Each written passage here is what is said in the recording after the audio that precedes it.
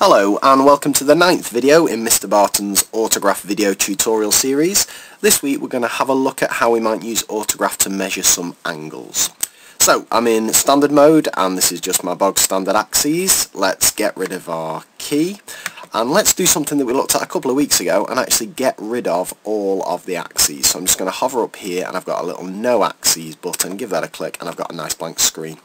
What I'm also going to do is I'm just going to change my snap settings to 0.1 to 10th just to give me a bit more flexibility.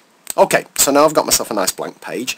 Let's create ourselves an angle. So I'm going to go over here into point mode with a point there, and a point there. I'm just going to hit escape.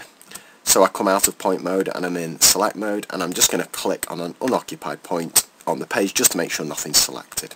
Okay, I'm going to create myself a nice little line segment between these 2 points. So I'm just going to drag myself a rectangle, just holding down the left mouse button, bit of marquee select, drag it round, they're both highlighted, right click, and I should hopefully have line segments there, nice little red one. I'll do a similar thing with these two, so nothing selected, drag round, they're both selected, right click and go for a bit of line segment. Perfect.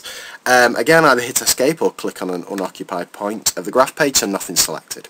Now to measure this angle in the middle I need to define the angle for autograph. So it's quite nice this because you define it in the way you would normally define an angle. I'm going to go for this point and this point. Now I'm not in whiteboard mode so I'm going to need to hold down shift. I'm going to click here, I'm going to click here and I'm going to click here. They're all selected.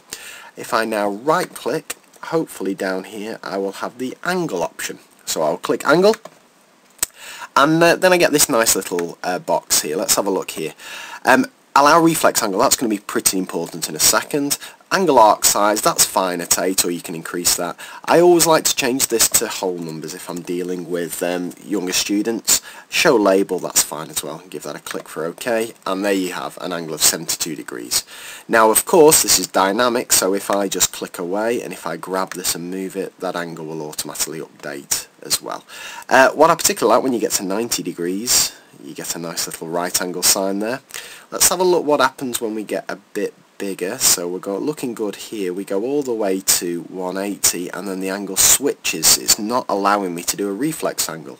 No problem. If I just double click on the angle itself I get my edit angle measure box again, but this time I'll have a reflex angle. Please autograph. Click OK and now I have my reflex angle when I want it. Okay, so there's your very basics of how you measure angles. You can do a similar thing by creating shapes. So if I just quickly bang out a quick shape here, if I just marquee select those, right click and group to shape, I can measure angles inside a shape just the same. So click that and click that, right click and I get my angle.